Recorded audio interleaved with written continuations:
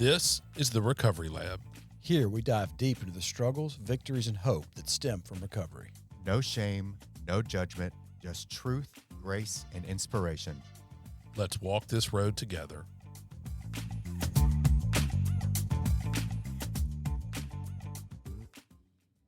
Hey guys, welcome to the 113th episode of Recovery Lab. Woo!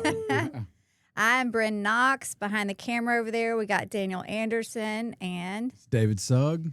All right, and then today we have some super special guests. We have Kevin Anderson and Raymond Kennedy. Kevin Anderson, I did it. Okay, so before we started the podcast, he said, "Don't say my name is Kevin Anderson because his name's Kevin Armstrong." So this is your fault. It is. I planted the seed. He did it. He did it. Oh, man. We have Kevin Armstrong, no relation to Lance. Yeah, no relation. Welcome you guys to the podcast. All right, first of all, though, I want you to introduce yourselves and tell us a little bit about where you work, what you do, and what it's like. So I'm Raymond Kennedy. I work at Cornerstone Counseling. It's a private practice. We've got 3 different locations. I happen to be in the one in Flowood, and I get the privilege of working with a lot of young men, 10 to about 25 or 30 years old. That's my calling. That's my love. That's the age group that I get to hang out with 6 or 7 hours a day. So I've got 3 daughters of my own. Didn't have any sons. Now I have hundreds of sons. So it's been really, really sweet. I love that. That's really cool. That's awesome. Kevin Armstrong. I work in private practice with Oasis Counseling. I spend most of my time in Starkville. They're 3 days a week, and I work in the Jackson area about a day a week.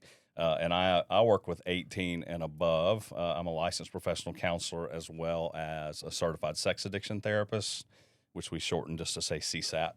Okay. Travel back and forth 2 towns. Absolutely love working with. I do marriage and family, individual. Focus a lot on addiction and trauma. Okay, cool. All right, so Raymond, I want to start with you. Tell us a little bit about what made you get into counseling and just things that you love about it in particular with your clientele. Yeah, so I got involved with a men's group about 17 years ago that's led by an individual, Phil Harden, who's kind of a mentor of mine, and he's an LPC as well. And just through my journey there, learning, just learning to be raw and be very, very open as I talk to other men about what's going on in life, not just your normal when you show up to church and people are like, "How are you?" "Oh man, it's all good. Everything's good today." Everybody's good. Oh yeah, everybody's good. How's your mama and them? It's like, this group allows you to kind of entry into how to be a little more raw with guys. And I don't know, I just started feeling a tug in my heart that I wanted to do something different. I'd been in medical sales at that point for about 15, 16 years, and finally got bold enough to say, all right, I'm going to go back to school. So at 41 years old, I went back to school and started working on my master's, and did it really slowly for about 6.5 years. That's how long it took me to kind of walk through the classes. But I was working full time, had 3 daughters at home, like I said before. You were doing the medical sales full time while you were going to school? Yeah, so I was just telling Kevin is this is the first time in 12 years I haven't either been working full time and been in school. I've been working 2 jobs, because when you first step into this field, if you're the age guy we are, it takes a while to build up enough clients to really call this a full-time job. So yeah, I felt God pushing me or pulling me into it, and it's the best thing I've ever done. And you guys actually grew up together, right? Mm-hmm. Yeah, it's coincidental that we're sitting here. It and really we have is. so many similarities. It's insane. So our parents were at Belhaven together in the 60s. Our mothers were very good friends. And then years passed by and we kind of run into each other again. And now we're both in school for counseling, coming out of medical device careers. That's so crazy. Yep. Very odd. Yep. It's like your mom's talked. Yeah, Yeah. See if you can encourage this. that's right. All right. Well, let's get into it. I've talked about this a couple weeks ago on here about how I'm like looking forward to this episode, but not looking forward to it because it's stuff that makes me uncomfortable to talk about. But I think a lot of, women in particular feel that way. But I just want to like go on here and say, like, I'm worried about my children. I'm worried about the internet. And I'm worried about like the rise in pornography in like this internet world. Like, I didn't even realize, just to like put this out there, of like it's like a full-time job trying to stay on top of making sure my 16-year-old isn't seeing things he's not supposed to see and all that kind of stuff. And the other day I went on Spotify just to check like what he's been listening to, all this kind of stuff. And I found out from someone that there's actually porn on Spotify. I'm like, wait, what? And it's these kids have like started these accounts, and it's literally like the description underneath is saying like, for those who as parents blocked your Instagram or your Snapchat or something like that. And there's things on there on Spotify.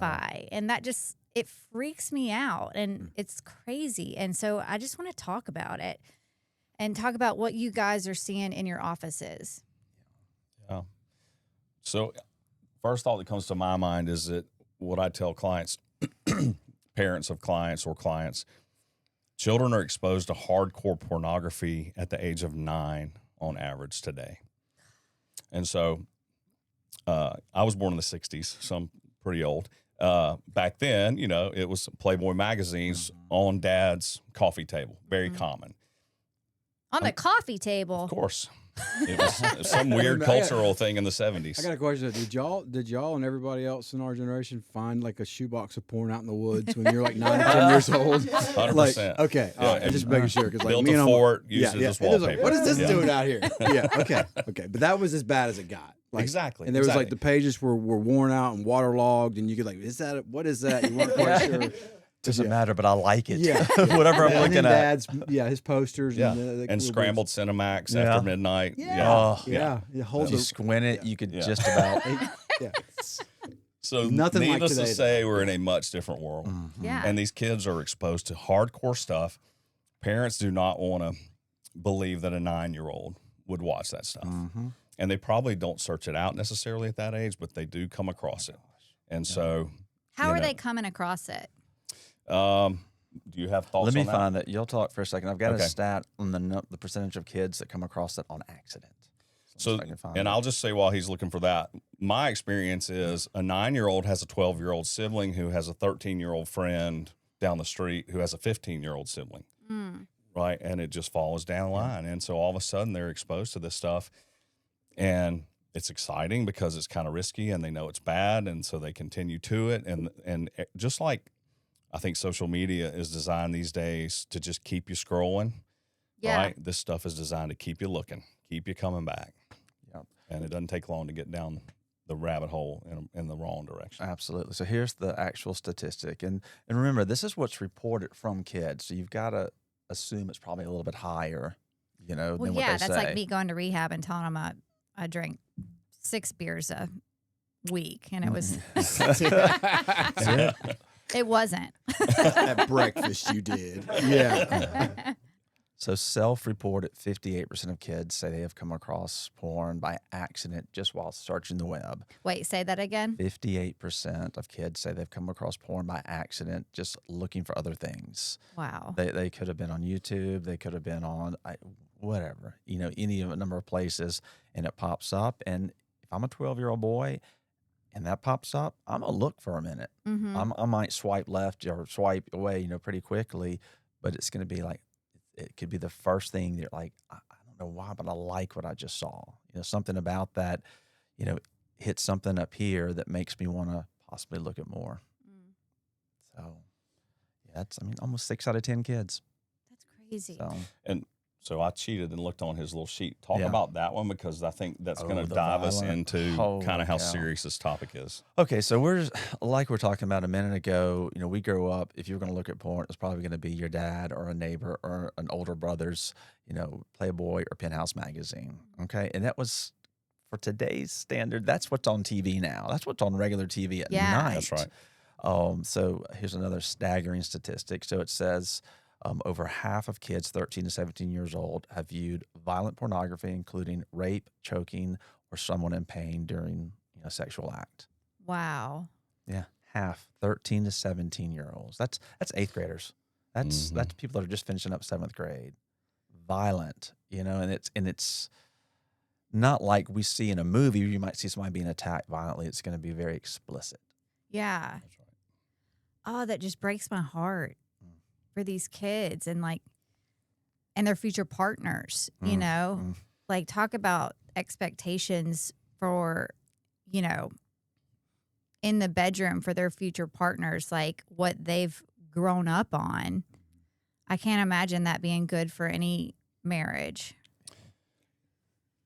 Well, I mean, never mind. Marriages, are going to be put in jeopardy to these unrealistic expectations, but also just the criminality of the graduating your appetite. I mean, like looking at some of the stuff what you're talking about. Like I've never ventured into some of this violent stuff, but I have friends who have, and I've seen their progression. You talk a little bit about what that. You start off seeing maybe a 2-dimensional naked picture, but then some people end up doing child pornography. And so you've got these people didn't just start looking at kiddie porn. It happened and looking for greater and greater fix, more and more. The same thing as my drug use. Same thing as like, I got to do something different to get off. Yeah. Is that something y'all are seeing? Is this rapid progression into this just like, is this, a criminal almost? So the story, I'll try to talk to my kids about, like, well, I just look a little bit. It's not a big deal, once or twice a week. And so, okay, So what's the scariest movie you've ever seen? That's what I usually ask them. So I'll walk you through it. What's the scariest movie you've ever seen? Like, what movie scares the crap out of you? There's so many. It. That's mine too. Is it So really? it's the newest. Back when I was a kid, it would have been Nightmare on Elm Street. Ooh, All yeah, right. that one gave me bad It's nightmares. Literally, I think I was in 9th grade when I watched it, and I didn't know what it was going to be about. My sister and her boyfriend had rented it, and the VHS tape was sitting there the next day, and I played it, and it just scared the heck out of me. Let's go with it. So it'll scare you, right? First time I watched it, it really freaked me out. So what if we watched it once a day for 30 days?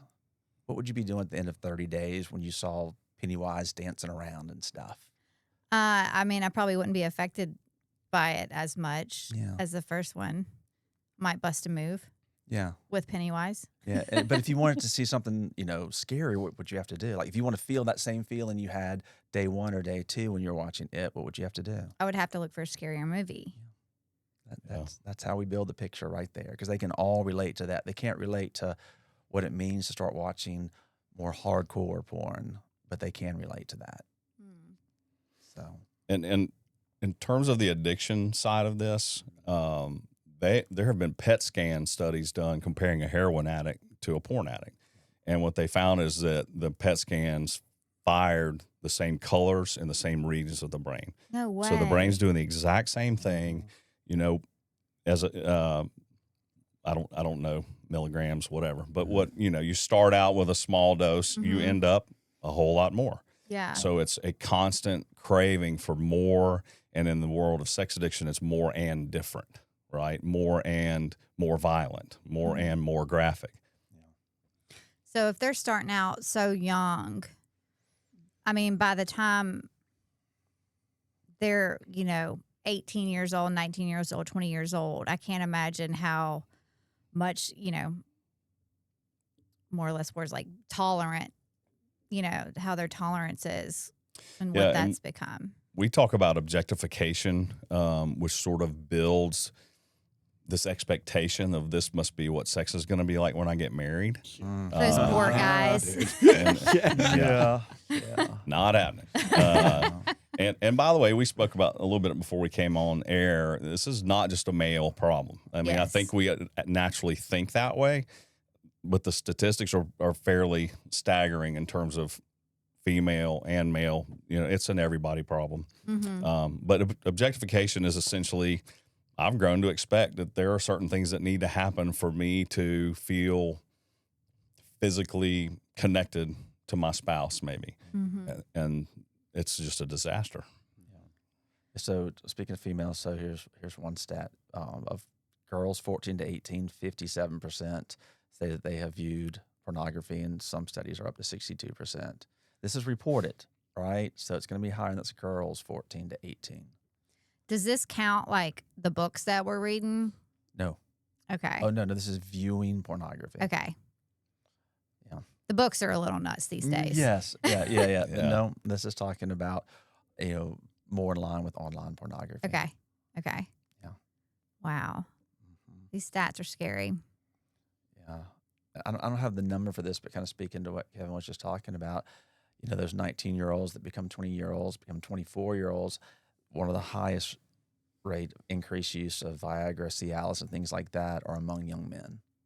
Among young men. Young men. I'm not saying it's the highest percentage, but the highest growth. Yeah. Has been in young men because things just don't work the way you think they're going to work when your brain is used to seeing something, and that's not what's in reality. Talk about that a little more.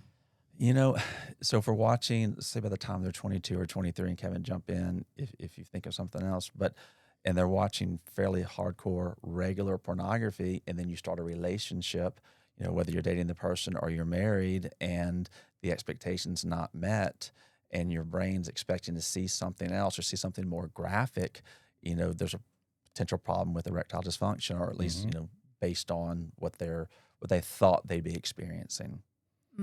Okay. That makes sense. We call it porn-induced erectile dysfunction. Okay. Because that's exactly what it is. The porn has numbed you to the point where you still need the more and the different, and it impacts your ability to have a sexual relationship with your spouse. Gotcha. So what are some things in like the adolescent community that you're noticing, what are you noticing in your offices of how are those conversations going with these young people that are really struggling, and what do you tell them?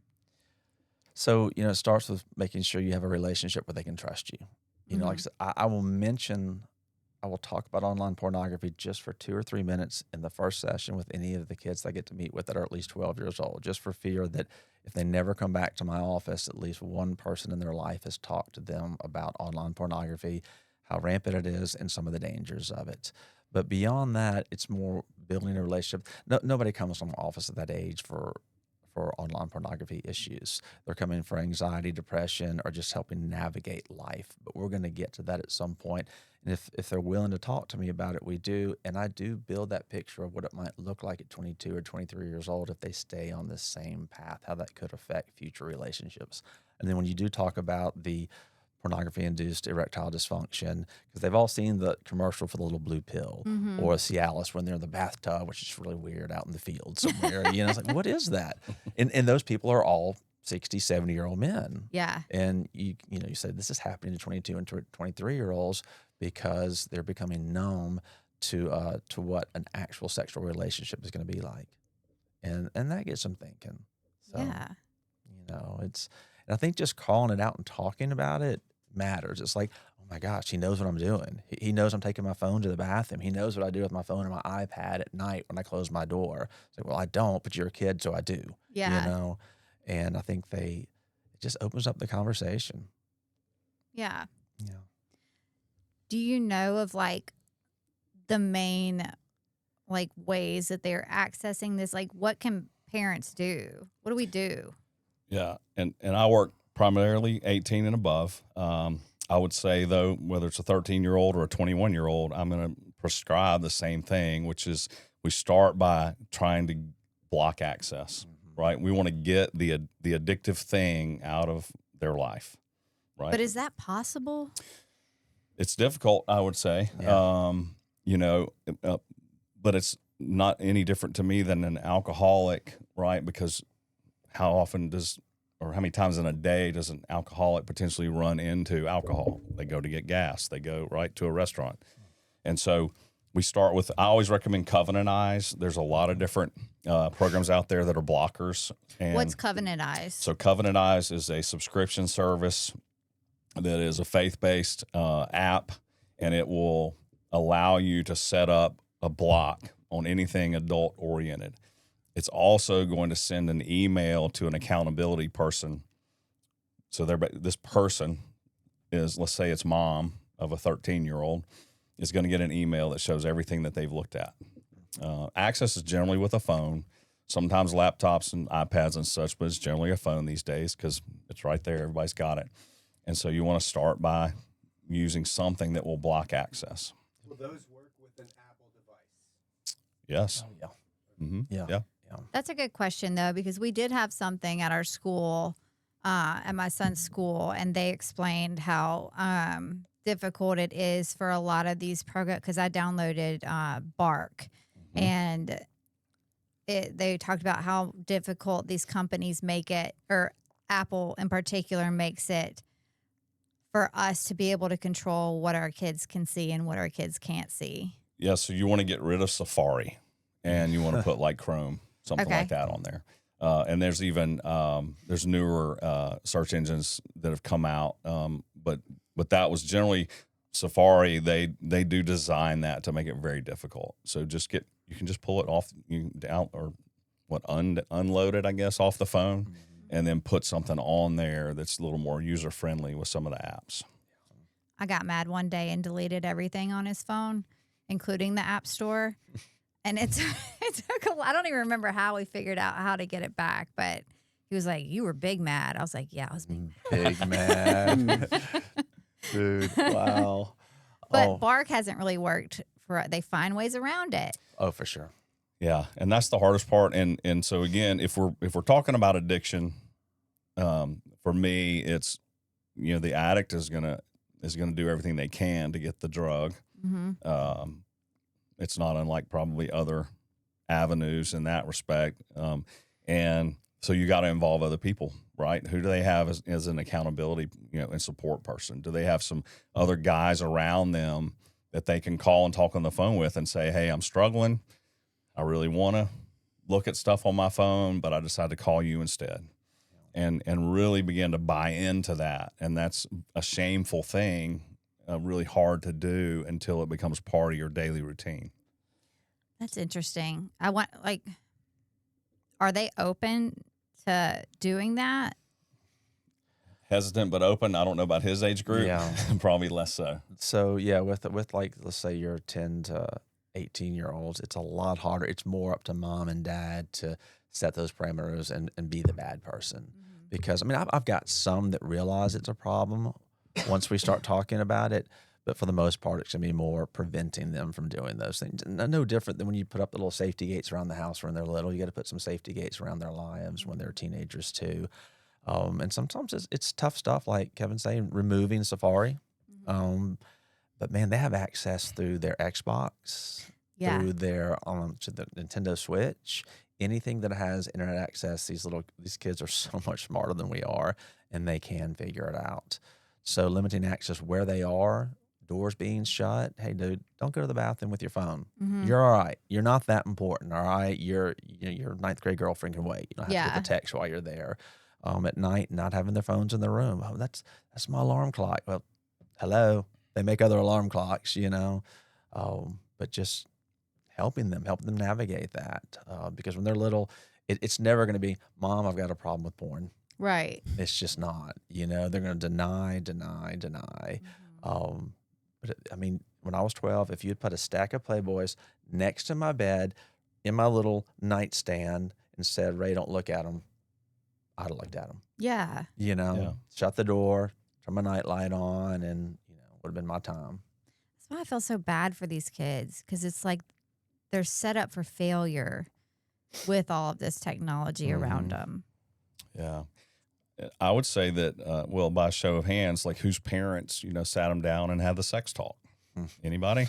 1 out of 5. So I think it starts with some of that type of change in the way we relate to our kids and normalizing sex, talking about sexuality. When we think a 9-year-old, no way am I doing that.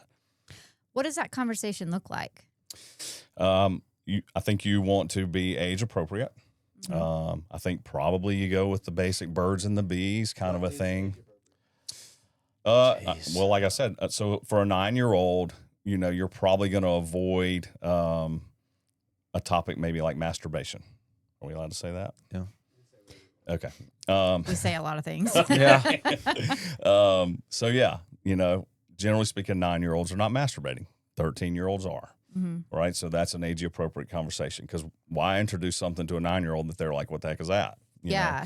So, but it's more of, hey, mommies and daddies, here's what we do. It's part of a God's gift to us in marriage.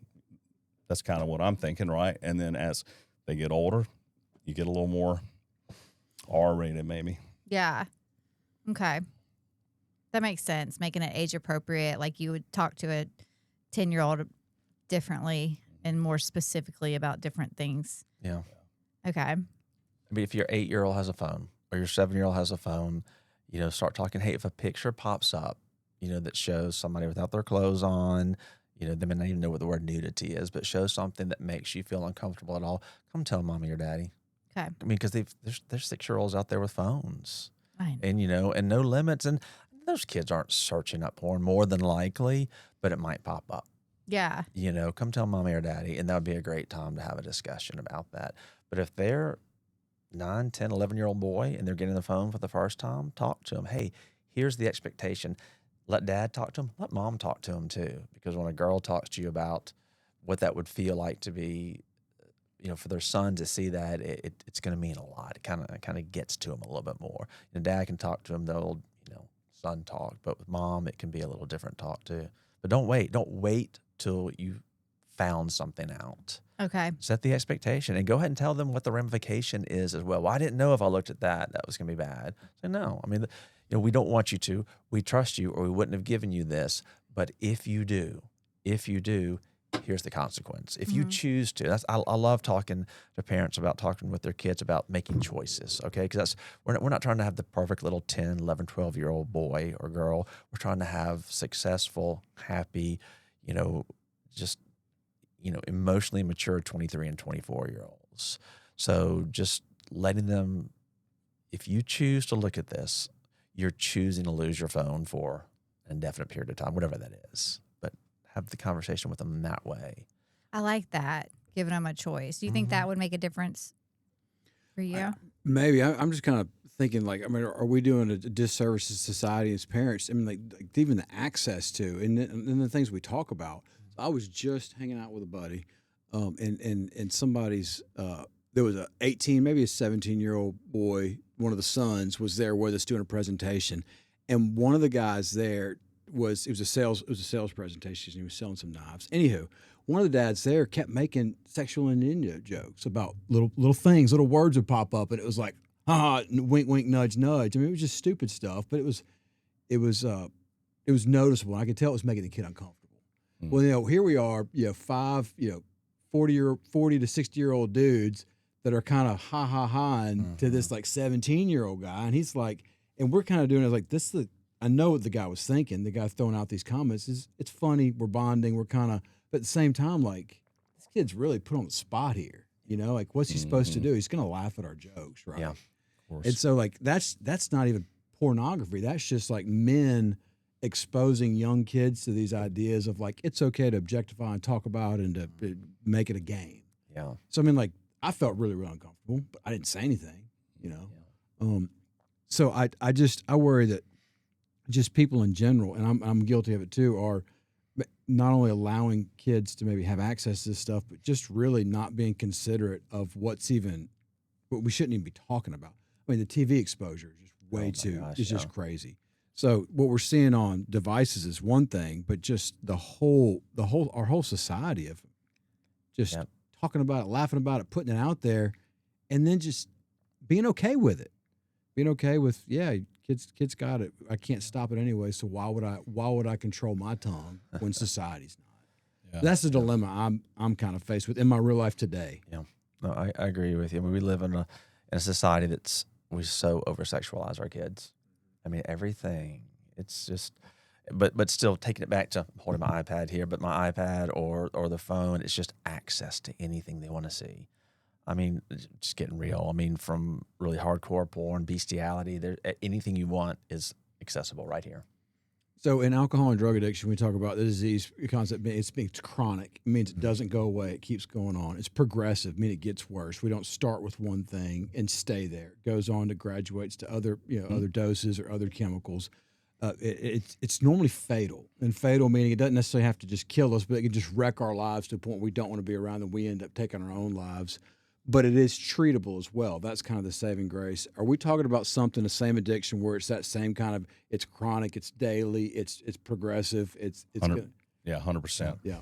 My experience is, I'll give you maybe a scenario that might play out in the life of a sex addict. Pornography, that becomes not enough. And so we then maybe go to webcams, chat rooms. That's not quite enough down the road. So now we're going to go to prostitutes, hookup apps, and then it progresses and progresses. And yes, you eventually, most people don't seek help until they kind of hit rock bottom, not unlike a lot of other addictions. And rock bottom is very ugly. I mean, it destroys marriages, it destroys families. It's shameful. It's like almost an extra degree of shame, I think, compared to maybe some other addictions. But yeah, highly destructive, and the shame keeps people in secrecy, even if they want out, because it's so easy to hide. Yeah, when we were talking before we started recording, you mentioned that, like, the shame of it and stuff like that, and how a lot of people, when they hear someone is struggling with sex addiction, that people automatically think pedophile, right? Yeah. Why do you think that is? And, like, can you clear it up a little bit, like what people should think when they hear that? Yeah. Why do I think it is? This is just a guess. Because the world that we live in, with immediate news, we got to get the big story. When somebody's arrested for pedophilia, it makes the news, especially if it's someone that, your local, whoever, like somebody that people know maybe. I think, what was the second part of your question? How do we get the story out, or how do we change the narrative around that? Yeah. Is we normalize it. I tell my clients, there's 8 billion people on the planet. How many of them are having sex? Just about everybody that's old enough to, and so normalize sex. It is normal. There is a healthy way to do it. We need to be talking about it, and don't one parent say to the other parent, "Ooh, that's your job. You're having the sex talk," because Dad, Timmy, Mom, Susie, sit down together and have that talk. And that way you begin to normalize the conversation. And yeah, it's gross for kids to think about their parents doing that, icky stuff, right? But you're normalizing the conversation. And so I think if we normalize it, it takes us away from the extremes. Yeah, it was probably 10 years ago, but y'all not remember all the billboards on 55 and I-20, and it was always somebody that was involved in pedophilia. It would have it had the number of years that they'd gotten, and it was a good push. That's back when the police were doing that push to bust guys that were interacting with girls under 18, and so it did very much put a big shame or a big stamp of shame on sexual addiction, because that's how people viewed it, and it's more common. It's so much more common and much more like any other drug abuse or shopping addiction or food addiction or anything else. I mean, like Kevin was saying, it hits the same pleasure spots in the brain and works the same way. Yeah. Yeah. I saw that same study you were talking about, where they took cocaine addicts who, when they were on cocaine, they did the PET scan or CAT, whatever it is, and saw it, and then they showed that same group of people pornography, and it lit up the same way. Wow. Crazy. So I had a childhood friend. He was about four years older than me, and I was probably 9, 10, 11, 12 when he was around us, and he was a normal kid, baseball playing. I mean, he was probably 16 or 17. I don't remember ever seeing anything crazy. We weren't into porn or anything. I wasn't looking at any porn. We didn't have access to the internet. Fast forward 15 years, we hear that he gets arrested for child pornography. And I knew beyond a shadow of a doubt. I was like, he started looking at stuff, and because he wasn't looking at it, talking about it, pushing it, and we knew what everybody was into then. We knew what bands you listened to. I mean, like, you just knew he wasn't into that stuff then. I remember I always thought, like, how does that happen? What y'all are talking about is that's how it happened. It's that progressive stuff. But we see that it's the same as addiction. It's progressive, it's chronic, can end up fatal, wrecking your life. In the chemical addiction stuff, we don't believe in just hardcore abstinence. Like, we can't shield the addict or the alcoholic. We can't say we're just going to hide the bottles. There's a famous line in the Big Book says even an Eskimo would show up if the guy was in Greenland with a bottle and it would wreck everything, right? I mean, something would happen. Like, shielding is not the answer in our chemical addiction. What are some of the answers besides control, besides withdrawal? Like, what do we do to kind of reframe or change the perspective to kind of help these people look at people as individuals and not just objects of pleasure? Great question. That is a great question. That's a deep one. So I'm going to kind of go back to what I was saying earlier about when we have the conversation with our kids. And here's part of the importance for mom having the conversation with their sons even is most boys see this as victimless. These girls are choosing to do it. They're making a bunch of money doing this. They like this. Hey, they look like they're enjoying it too. And for a mom to step in versus a dad and say, let me tell you what, that's somebody's sister. That's somebody's daughter. That may be somebody's mom. And for the mom to have that conversation with the son, I think it might hit home a little bit more so they don't see this as just a victimless crime. Not even a crime, just victimless. You know, they don't see it as a crime at all, probably. But helping them to relate that to girls in their lives, if they have a younger sister, you know, say, hey, what if one day your sister got caught up in this? What would you think about the guys that were watching her? And just make it personal. That's a good That's idea. a great point. Yeah, I love that. Yeah. So, like David was saying, like, because, you know, since we can't be shielded from everything from our, you know, things that we struggle with chemical dependency, like what can addicts do, sex addicts do to change their lives? What does that program of recovery look like? Yeah. Well, the great thing about sex addiction is you can be in recovery and have sex. So, right, there's like a bonus. We can't do that with heroin. No, generally not. Doesn't go well. So it is really and truly focusing on what it looks like to get into intimacy with, right, which has nothing to do with sex. And so we will call, and I really think a more accurate term for sex addiction is intimacy disorder. We don't know how to be intimate, right? We don't have the ability to emotionally connect to our spouse in a healthy way. Can be lots of reasons for that. Traumatic background, drugs and alcohol getting in the way, whatever. But we have to learn how to have intimacy. And so thankfully there's tons of resources out there. The first one that just popped in my mind is a book called The Great Sex Rescue. And it is a Christian book written by women who really are taking a look at the messages that the traditional Christian church has sent out around sex. Not great messages, a lot of them. And so that's a really good thing, I think, for a husband and wife to read that book together, to talk about it together. It's, you know, put it on audiobook if you're heading out of town for the weekend and, you know, listen to it for an hour or two and have a discussion around it. And just repeat that same type process in really learning what it feels like to be intimate and to say, here's the emotions I'm feeling today, right? Can we talk about that? Oh, that sounds miserable. It can be a little uncomfortable at first. One of my sponsors told me before I got into relationships, before I started dating, he encouraged me to go through different stages of a relationship, and he named them as like a friendship, where you're just hanging out with somebody, you're doing something. Companionship is where you're not even having fun necessarily, you're doing kind of unfun stuff, like maybe going grocery shopping or helping out. And then commitment after those two is like I'm going to hang out regardless of what's going on. And then finally, if those three stages have gone well and you decide to maybe be intimate. Mm-hmm. And whereas at the addict, what we're normally doing is we're normally taking a hostage and just we want to go straight to this intimate thing. And we've never really hung out. We haven't really been friends. We never went through any kind of companionship stage. We never really made a commitment. We just straight up said, you're the one. You know, what was your name again? It happens over and over and over again. And so when I started getting into relationships, I tried to be cognizant of like what stage if I skip something. Have I gone through just the companionship? Are we just hanging out? Because I might need to do a little bit more of that. And then if I did start making this decision, like I'm enjoying this intimacy, I want to grow this thing. But like maybe I'm not. She's not. I'm not. We haven't been there yet. And that really saved me a lot of heartache. That really did.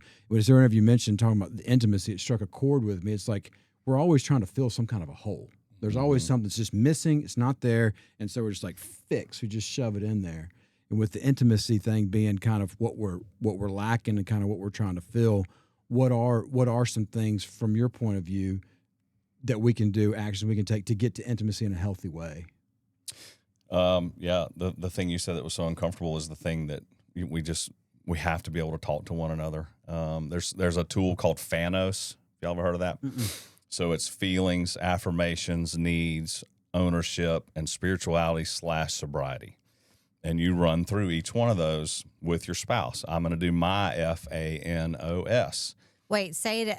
Feelings. Feelings. So I'm feeling this kind So of way. today I feel tired. I feel at peace. Had a good day at work. Right, as an example. Affirmations. I want to affirm you for that meal you cooked last night. Lasagna is my favorite. It was awesome. When you cook that, it really makes me feel loved. Needs. I need us to go on a date. I need, if it was my wife, I need you to mow the yard, maybe. Ownership. I'm going to own, right?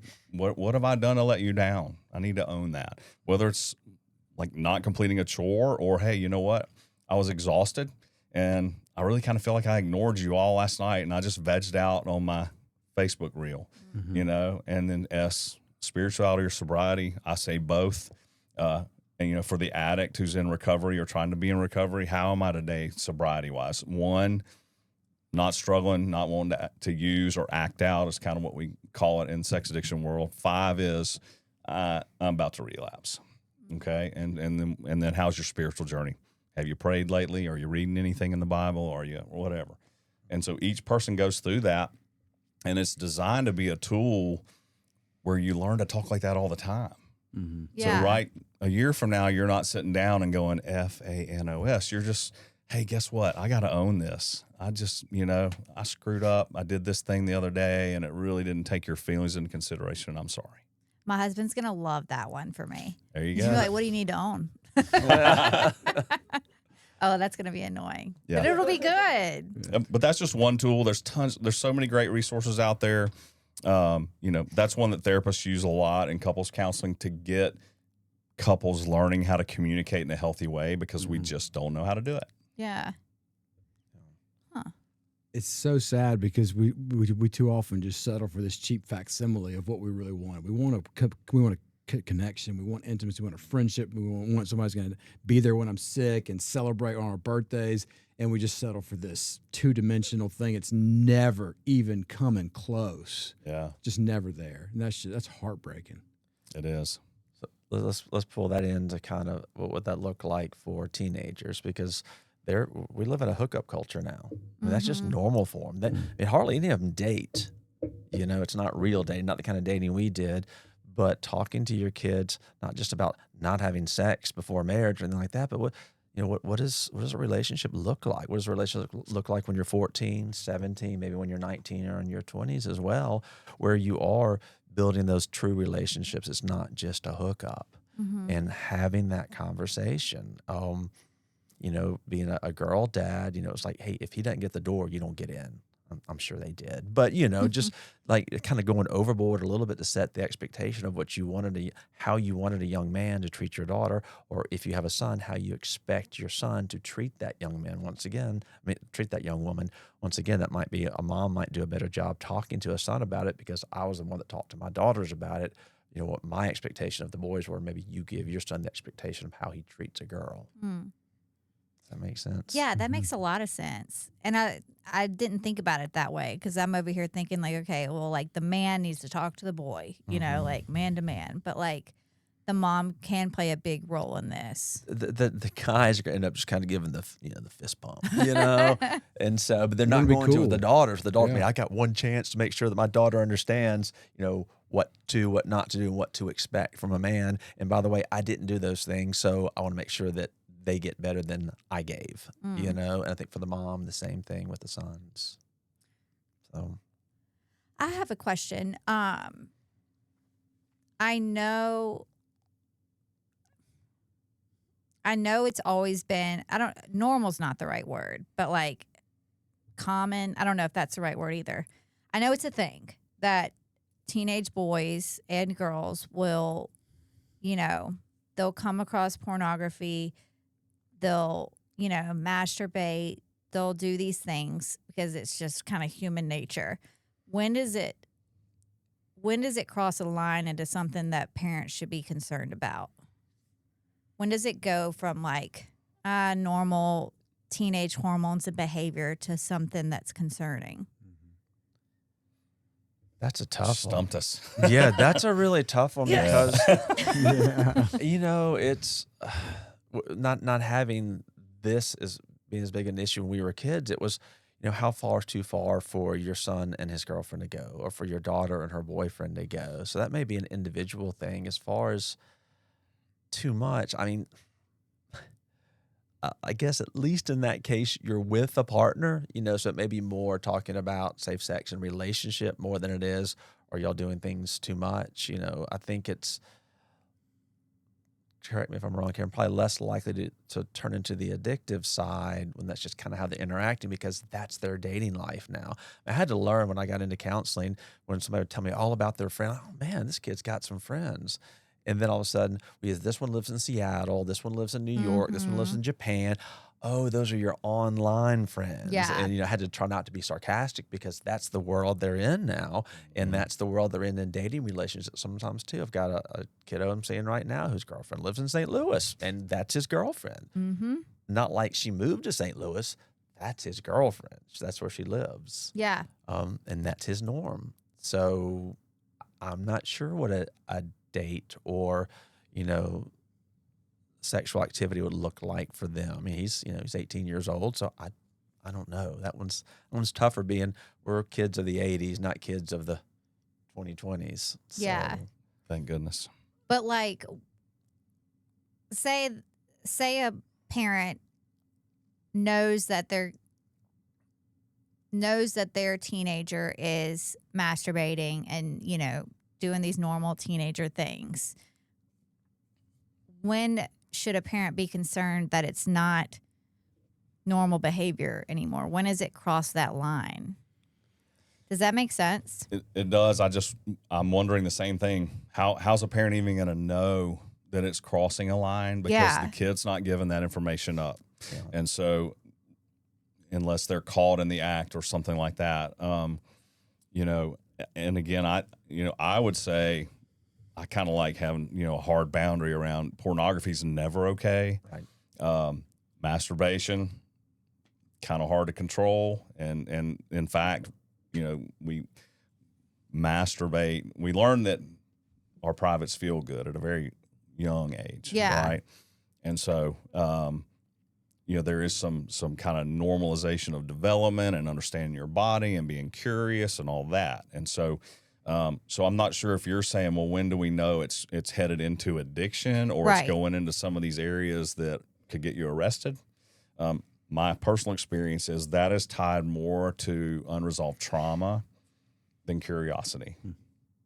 So, and that would probably take a little while to talk about. But when we head off into things like pedophilia, bestiality, those things, not that somebody might not stumble into that, check it out, probably won't go back because it's weird or it's but people who live in that space and that becomes part of their addiction is usually more related, in my experience, to the heavier unresolved traumas. Yeah. A lot of sexual trauma. Yeah.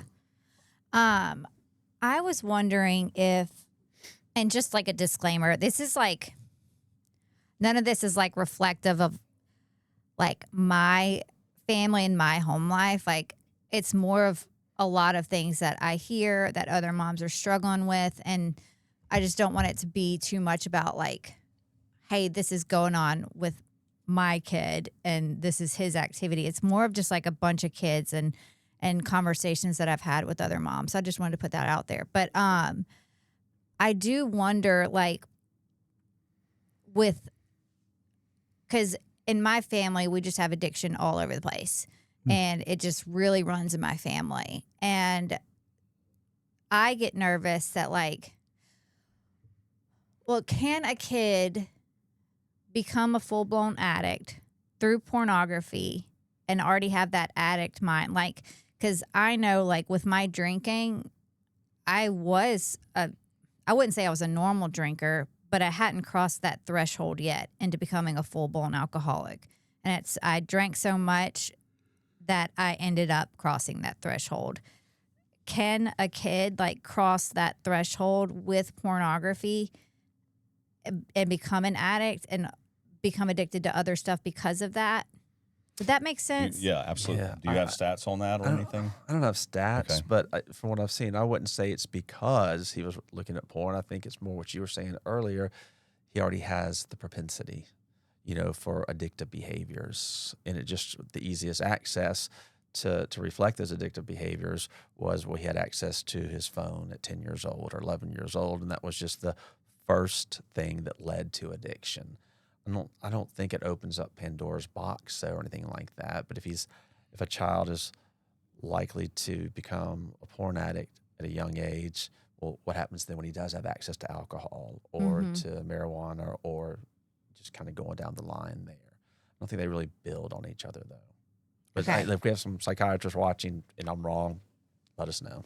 Is there any kind of regulation or anything on do y'all know of just porn, like FDA approves different? I know there's street drugs, but there's obviously that's illegal stuff. Is everything just fair game they make? Is there I any? can pull up Safari right now. We could look at whatever we want. Well, fortunately, in Mississippi and a few other states, this is within the last year. I don't want to say the name of a website because I don't want to be a marketing agent for that. But there's the most popular, most visited website on the planet.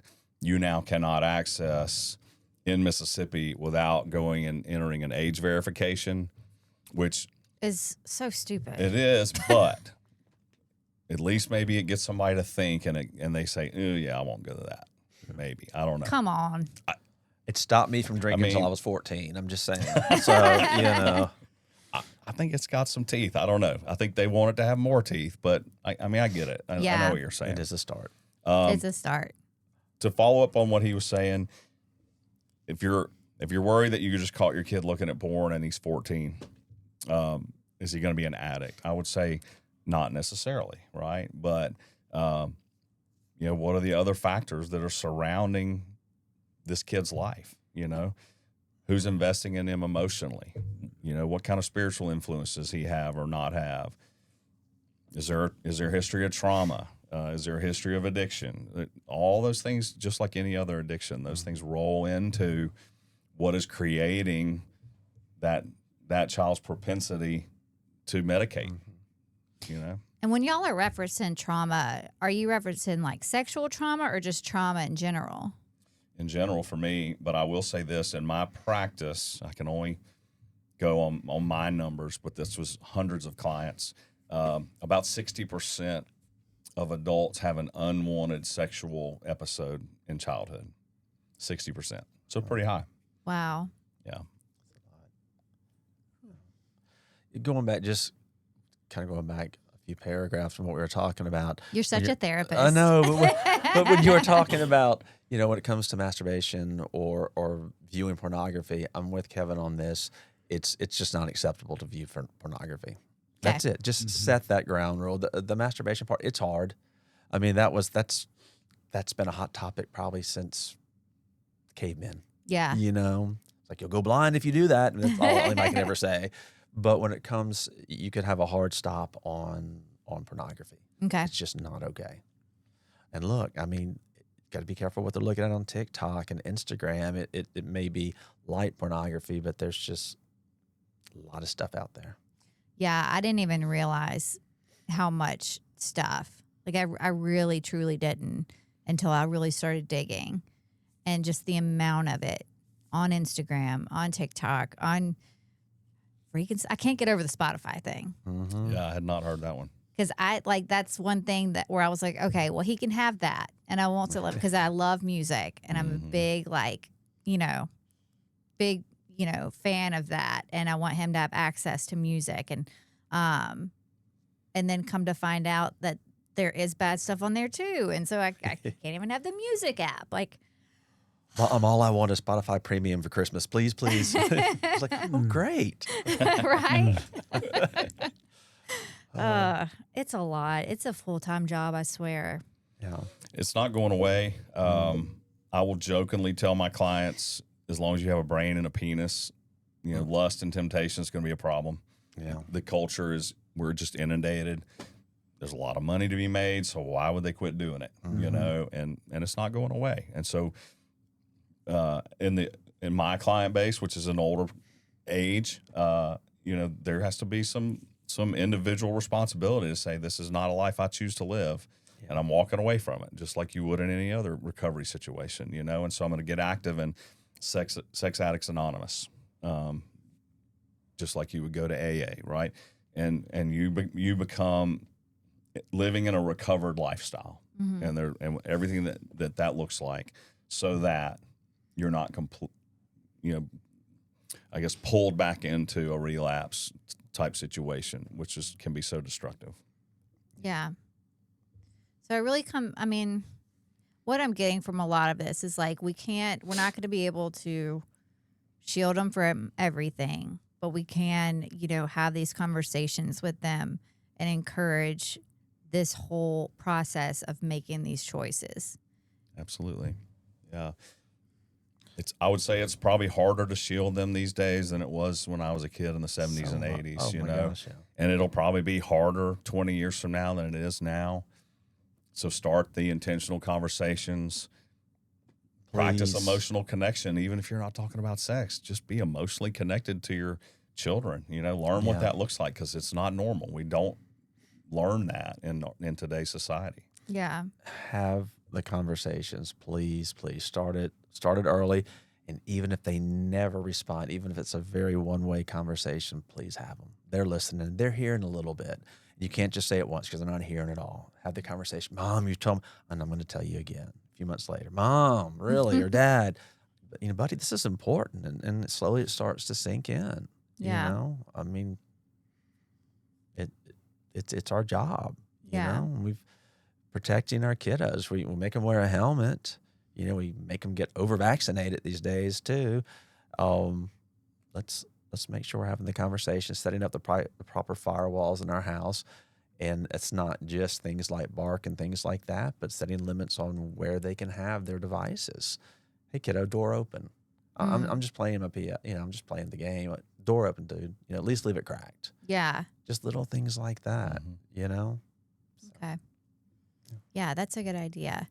One of my mom friends, her teenage daughter was like literally like a senior in high school. She's not allowed to be on her phone in her bedroom, and like that's a good one. Yeah. Like daughter's probably not happy, but it's a good one. We need boundaries. Yeah. Mom, I'm 16. Can I drink? What's your answer? No, probably. Absolutely not. Yes. No, seriously. That's when you go find the friend whose mom is like, as long as you do it in the house. Yeah.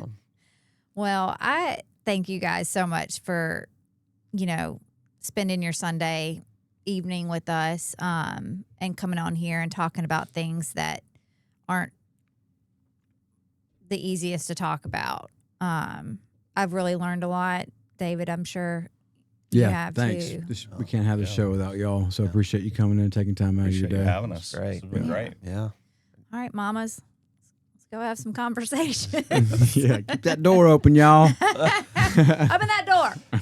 So All there's, as a way to advertise for therapists in this area, any area, there's at the very least, load the family up and go have a family session around it and just say, hey, we want to talk about sexuality, intimacy. And wouldn't that be weird? Your kiddos will hate it. And like, the way we keep from coming back and feeling this uncomfortable again is for you to follow what we are saying. There you go. Yeah. If there's people that are trying to deal with some of these issues we're talking about and want to work with y'all, how can they find y'all? Yeah, so they can find me through Cornerstone Counseling. They can call the number, and it's not just me. We've got 16 really good counselors, one to meet whatever needs you have and personality that you have. And I will say, because I will say that you are my son's therapist just for life, and he's grown so much since he started seeing you. Thank you. And you're just such a perfect fit for him. And I just encourage anyone, because he had been to a therapist before, and it was just kind of And my friend Robin encouraged me to get him to try it again and get him to come a few times and just develop that relationship, so that when something big does come up, because there wasn't anything big going on, when something big does come up, he's got his guy to go to. And so just knowing that we have you for his whole high school. Thank you. But I can't confirm or deny it. But, Okay. whether he comes to see me or not. But. It's just, I don't know, it's just a really great resource to have. And so you've just been great for us and our family. Yeah. What about you, old Anderson? I still can't believe I Kevin did that. Anderson at 1-800. So oasiscounselingms.com, and that gets you everywhere you need to go. Again, Ridgeland or Starkville. And Kylie, I had something really good to say after coming off of what the thought you just had. Oh, it was there's a lot of therapists, and the therapist you see may not be the best fit, but that doesn't mean therapy's bad. You Right. find the best fit, and there is a best fit for everybody. There right? really There's is. Sure. very different personality types, male, female, addiction related, all kinds of specialties out there. And so everybody needs to be in therapy. Agreed. Yeah. Well, cool. Well, thank you guys. Y'all have a good week, and we'll see you next week, next Sunday, 12 o'clock.